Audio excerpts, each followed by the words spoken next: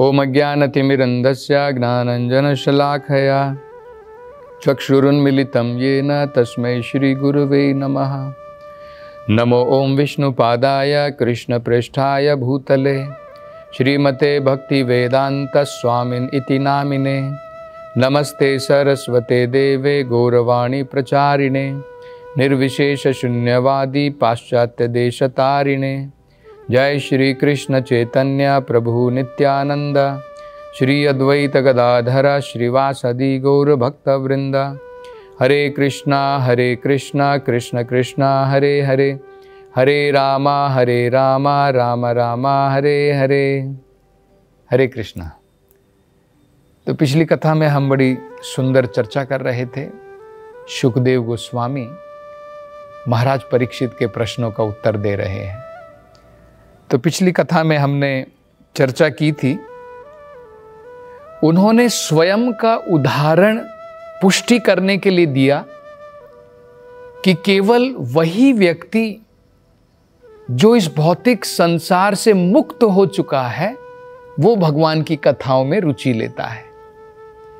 और अपना स्वयं का उन्होंने उदाहरण दिया कि द्वापर के अंत में अपने पिता वेद व्यास के अधीन में रह करके उन्होंने इदम भागवतम नाम पुराणम, ये भागवत नाम की जो पुराण है, जो ब्रह्म संहिता, जो वेदों का सार है, अधित्वान, मैंने उसका अध्ययन किया।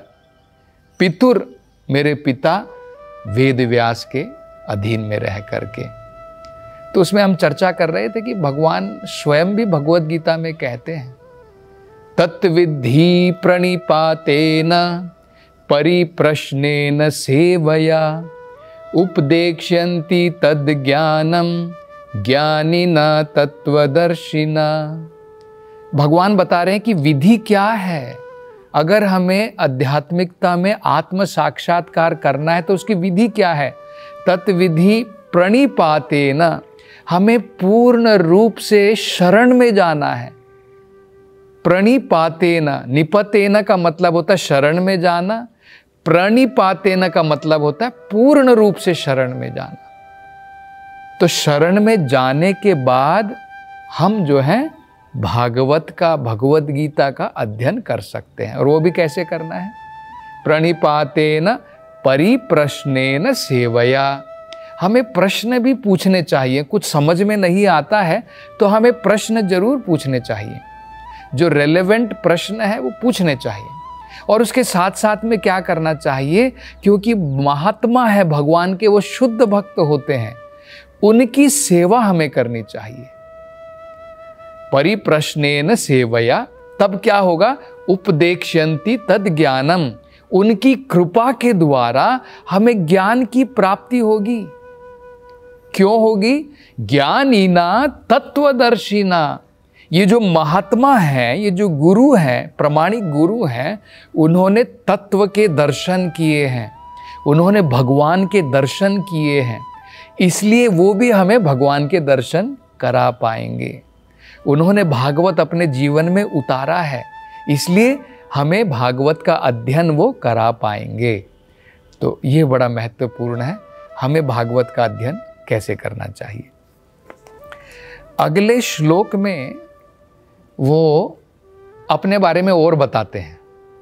वो कहते हैं कि पहले मुझे भागवत कथा के बारे में पता नहीं था, मैं पूर्ण रूप से निर्गुण में मेरी मति जो है एक प्रकार से लीन हो गई थी। तो क्या होता है, देखिए भगवान का साक्षात्कार जो होता है वो 3 अलग अलग स्तर पर किया जाता है। जैसे उदाहरण दिया जाता है, हम सूरज के दर्शन करते हैं तो सबसे पहले हम सूरज की रोशनी के दर्शन करते हैं। अब सूरज की रोशनी के दर्शन कर लिए तो मतलब ये नहीं कि सूरज और रोशनी बराबर है।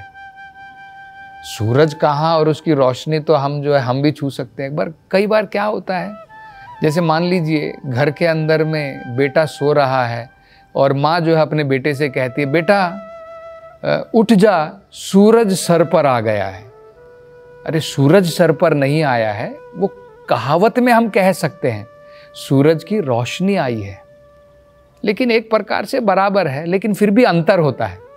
तो पहले सूरज की रोशनी, बाद में सूर्य ग्रह होता है और बाद में सूर्य देव। अगर हम पहले सूर्य की रोशनी के दर्शन करते हैं, बाद में सूर्य ग्रह तक जाएंगे, सूर्य ग्रह के दर्शन करेंगे और जब उसके अंदर प्रवेश करेंगे तो हम सूर्य देव, विवस्वान, उनसे जो है मिल सकते हैं। इसी प्रकार से भगवान के दर्शन भी 3 स्तर पर होते हैं। पहले भगवान की रोशनी के रूप में, जिसे ब्रह्म ज्योति कहा जाता है, वो निराकार है, निर्गुण है। तो शुकदेव गोस्वामी जो है, संसार से मुक्त होने के पश्चात निर्गुण ब्रह्मन, निराकार ब्रह्मन, उसमें उनका मन जो है पूर्ण रूप से लीन था। लेकिन वो पूर्ण नहीं है, ये पूर्ण साक्षात्कार नहीं है, ये केवल प्रथम स्तर है, फर्स्ट स्टेज है। उससे आगे भी हमें बढ़ना है, बाद में हमें परमात्मा के दर्शन भी करने हैं जो सबके हृदय में है। वो दूसरा स्टेज है, वो दूसरा स्तर है। और फाइनल क्या है? भगवान के, कृष्ण के साक्षात दर्शन करने हैं और प्रेम भक्ति में युक्त होकर के उनकी सेवा करनी है और आनंद की प्राप्ति होती है। वो जो है पूर्ण साक्षात्कार कहलाता है। तो अभी शुकदेव गोस्वामी जो है पहले स्तर पर थे। वो कहते हैं मैं निर्गुण ब्रह्मण में मेरा मन लीन था, भागवत के बारे में मुझे कोई ज्ञान नहीं था, लेकिन फिर भी मैंने भागवत कथाओं में रुचि जो है मेरी बढ़ी मेरे पिता के द्वारा। तो वही वो बता रहे हैं, परिनिष्ठितो अपि निर्गुण्यो, मैं पूर्ण रूप से निर्गुण ब्रह्मन में लीन था। उत्तम श्लोक लीलया, लेकिन भगवान की लीलाओं का, भगवान का नाम एक क्या है? उत्तम श्लोक भगवान को कहते हैं। जिन भगवान की गाथाएं बड़े उत्तम श्लोकों के द्वारा की जाती हैं, उनको उत्तम श्लोक कहा जाता है। तो उत्तम श्लोक लीलया, भगवान की लीलाओं में ग्रहीत चेता, मेरा चेत, मेरा हृदय जो है आकर्षित हो गया। देखिए बड़ा सुंदर उदाहरण दे रहे हैं। मुक्त पुरुष ही भगवान की कथाओं की तरफ आकर्षित होता है। अपना स्वयं का उदाहरण दे रहे हैं कि मेरा मन तो पहले ब्रह्म ज्योति में लीन था, निराकार निर्गुण ब्रह्मन में लीन था, लेकिन उत्तम श्लोक लीलया, जो भगवान उत्तम श्लोक है उनकी लीलाओं में ग्रहीत चेता, मेरा चेत, मेरा मन जो है उस तरफ आकर्षित हुआ। और इसलिए वो कहते हैं मैंने भागवत का अध्ययन किया। आख्यानम यद अधीतवान, ये जो भागवत पुराण है, जो आख्यान है, अधीतवान, मैंने इसका अध्ययन किया। तो उन्होंने अपना स्वयं का उदाहरण भी दे दिया। आगे शुकदेव गोस्वामी जी कहते हैं कि हे परीक्षित, जो मैंने भागवत अपने पिता के अधीन में रह करके जो मैंने उनसे सीखी, जो मैंने अध्ययन किया और अपने जीवन में जो साक्षात्कार किया, अब वही भागवत कथा परंपरा में मैंने अपने पिता से सीखी, मेरे पिता ने नारद मुनि से सीखी। अब वही कथा मैं तुम्हें सुनाने जा रहा हूं। और बड़ा सुंदर वो कहते हैं, जो भी व्यक्ति फुल अटेंशन के साथ, बड़े ही ध्यान के साथ, बड़े ही आदर के साथ, यही 2 चीजें बस जरूरी हैं। देखिए, हम हो सकता है पंडित हो संस्कृत में या ना हो, कोई जरूरत नहीं है। हम हो सकता है क्षत्रिय हो, वैश्य हो, शूद्र हो, स्त्री हो, बच्चे हो, कोई भी हो, वो इंपॉर्टेंट नहीं है, वो जरूरी नहीं है। महत्वपूर्ण क्या है? महत्वपूर्ण केवल इतना है, श्रद्धा के साथ में, आदर के साथ में, पूरा ध्यान लगा करके, पूर्ण रूप से ध्यान लगा करके भगवान की कथाओं को सुनना चाहिए। और वो तो डेफिनेटली है, हमें प्रामाणिक जगह से भागवत कथा सुननी चाहिए। ऐसा नहीं कि टीवी के अलग अलग चैनलों में सब जगह भागवत कथाएं चलती रहती हैं, कहीं से भी भागवत कथा सुन ली है तो भगवान की कथा।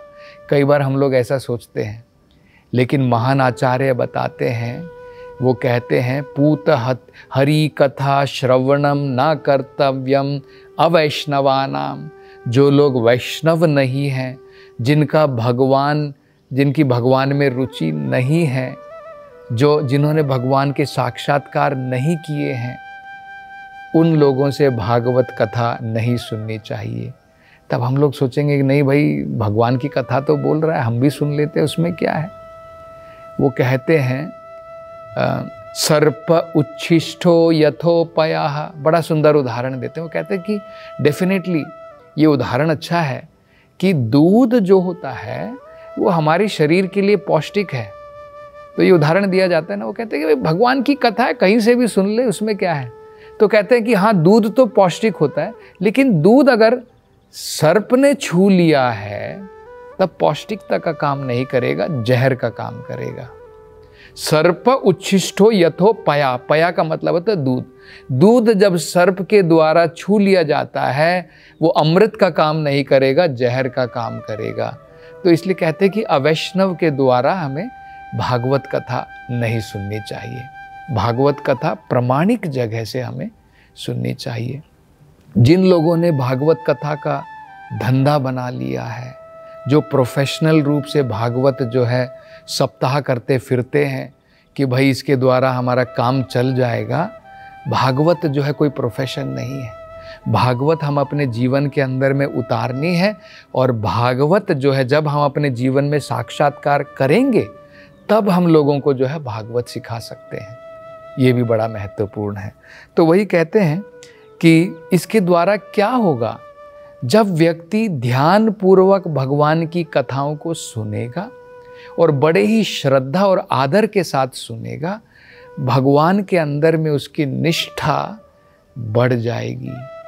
इतनी बढ़ जाएगी कि वो पूर्ण रूप से भगवान की भक्ति में निष्ठ हो जाएगा। आज हो सकता है कि हमें डाउट है, कई बार लोग कहते हैं कि भगवान है नहीं है, किसने देखा है। आज वो डाउट हो सकता है, लेकिन अगर हम श्रद्धा के साथ में, आदर के साथ में भगवान की कथाओं का श्रवण करेंगे सही जगह से, तो भगवान के अंदर में हमारी निष्ठा गूढ़ हो जाएगी। इसे कहते हैं प्रौढ़ श्रद्धा। हमारी श्रद्धा जो मैच्योर हो जाती है, बिल्कुल निष्ठा में बदल जाती है, तो उस प्रकार की हमारी श्रद्धा हो जाएगी। और आगे वो कहते हैं कि भगवान जो है, उनकी कथा हमें क्यों सुननी चाहिए, उससे हमें क्या मिलने वाला है। वो कहते हैं कि भगवान की कथाओं को सुनने मात्र से, भगवान कौन है, भगवान मुकुंद हैं। मुकुंद का मतलब होता है जो मुक्ति प्रदान करते हैं। भौतिक संसार से तो बड़ी आसानी से हमें मुक्ति की प्राप्ति हो जाएगी। अगले श्लोक में बड़ा सुंदर वर्णन करते हुए कहते हैं कि इस भौतिक संसार के अंदर में, चाहे आप योगी हो, चाहे आप ज्ञानी हो, चाहे आप कर्म में लगे हुए हो, सभी लोगों को चाहिए हरेर नामानुकीर्तनम, भगवान हरि के नाम के कीर्तन को करना चाहिए। वो कहते हैं, और उसी के द्वारा पूर्ण रूप से व्यक्ति जो है अपनी मृत्यु से निर्भय हो सकता है इस संसार के अंदर में। अन्यथा इस संसार के अंदर में इतना भय है, क्या क्षण में क्या हो जाए कुछ पता नहीं है। सब लोग भयभीत रहते हैं, हमेशा चिंताओं से पूर्ण रूप से लिप्त रहते हैं लोग। लेकिन अगर हम सही प्रकार से भगवान के नाम का कीर्तन करते हैं, भगवान के नाम में रुचि लेते हैं, भगवान के नाम का श्रवण करते हैं, तो उससे क्या होगा, वो कहते हैं पूर्ण रूप से हम निर्भय हो जाएंगे। और आगे वो कहते हैं कि हमारे जीवन की आध्यात्मिकता की पूर्ण सफलता तीन जो है लोगों के बारे में बताते हैं। अकामः जिस व्यक्ति को भौतिक संसार से कोई इच्छा नहीं है, वो संसार से मुक्ति की प्राप्ति करना चाहता है, ऐसा व्यक्ति भी सर्व काम, या फिर वो व्यक्ति जो है पूर्ण रूप से भौतिक संसार में वासनाएं उसकी बढ़ी हुई हैं और वो चाहता है मुझे ये भी चाहिए, मुझे वो भी चाहिए, ये मेरी इच्छा पूर्ण करनी है, उनके लिए भी जो व्यक्ति इस संसार में कोई इच्छा नहीं रखता है, एक व्यक्ति जो सारी इच्छाएं रखता है, या फिर जो भगवान की भक्ति में लगा है, योग में लगा हुआ है, योगी नाम, ये तीन व्यक्ति भी अपने जीवन की पूर्ण सफलता प्राप्त कर सकते हैं अगर बिना अपराध किए हुए वे भगवान के नाम का कीर्तन करते हैं और उसका श्रवण करते हैं।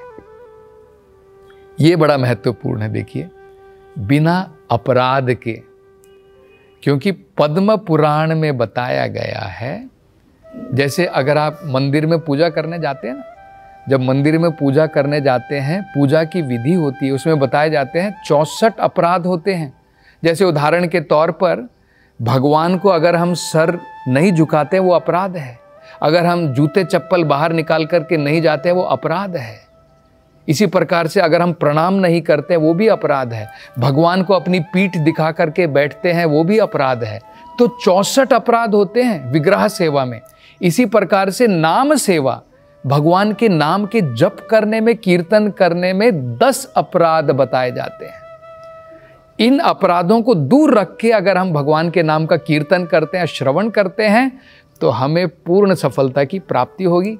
तो अगली कथा में हम इन 10 अपराधों के बारे में वर्णन करेंगे। हरे कृष्ण। हरे कृष्ण मूवमेंट के संस्थापक आचार्य श्रील प्रभुपाद की हार्दिक इच्छा थी कि भगवान श्री कृष्ण और श्रीधाम वृंदावन की महिमा का पूरे विश्व में प्रचार हो। मथुरा वृंदावन में निर्माणाधीन गगनचुंबी वृंदावन चंद्रोदय मंदिर श्रील प्रभुपाद के इस उद्देश्य को समर्पित है। यह परियोजना वृंदावन को विश्व मानचित्र पर एक अनुपम छवि प्रदान करेगी। स्कंद पुराण में उल्लेखित है कि भगवान श्री कृष्ण के लिए एक मंदिर का निर्माण प्रारंभ करने मात्र से 7 जन्मों में किए गए पापों का नाश हो जाता है और ऐसा करने वाला व्यक्ति नरकीय लोकों में कष्ट भोग रहे उसके पूर्वजों को मुक्त कर सकता है। अतः एक सुनहरा अवसर है भगवान श्री कृष्ण के लिए विश्व के सबसे ऊंचे मंदिर के निर्माण में सहयोग देकर सर्वोच्च पुण्य का भागीदार बने। 1 स्क्वायर फीट मंदिर निर्माण सेवा राशि 2100 रुपए मात्र। अधिक जानकारी के लिए संपर्क करें 8585850033 एवं 77259 77260।